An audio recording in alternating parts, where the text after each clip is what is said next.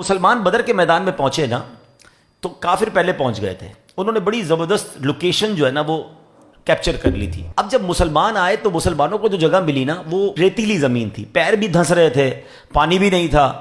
تو صحابہ کرام علیہ رضوان نے کہا حضور یہ ہمیں کیسی جگہ ملی ہے, ہم کوئی اور جگہ چینج کریں, یہاں تو ہمارے لیے مشکل ہو رہی ہے. اللہ اکبر. اب دیکھیے گا کیا ہوا. اللہ کریم نے بدر کی لڑائی سے پہلے بارش بھیجی. اس بارش نے جنگ کا نقشہ ہی بدل دیا.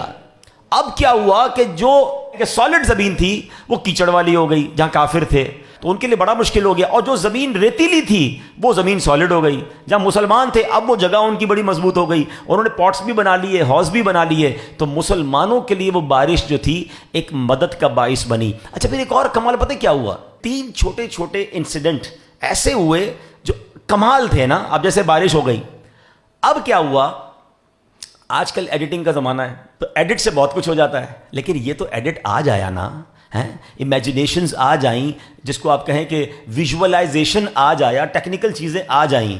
اس وقت پتہ کیا ویژولائزیشن قدرتی طور پر ہوا. مسلمان کتنے تھے بدر کے میدان میں؟ 313. وہ 1000 سے زیادہ تھے. لیکن اللہ کی شان دیکھیں کہ اس لڑائی سے پہلے ایسا ویژولائز روحانی طور پہ ہوا کہ ان کافروں کو مسلمان بہت زیادہ نظر آنے لگ گئے.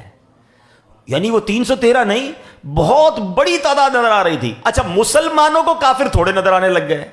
اب آپ اگر 300 ہوں, سامنے 50 آدمی کھڑے ہو, بندہ کہتا ہے میں تو ویسے ہی ٹکڑے کر دوں گا ان کے. یعنی مسلمانوں کے حوصلے بڑھ گئے اور کافروں کے حوصلے پست ہو گئے کہ یہ اتنے کیسے ہو گئے. تیسری مدد کیا ہوئی, سبحان اللہ.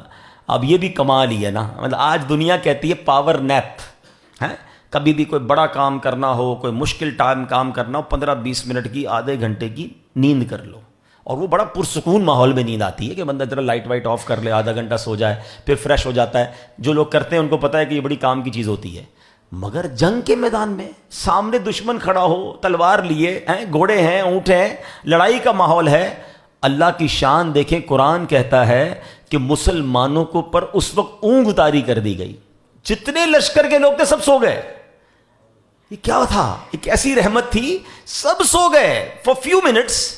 لیکن جب وہ بیدار ہوئے تو سب کے سب تگڑے ہو چکے تھے. ایوری بڈی بیکم فریش.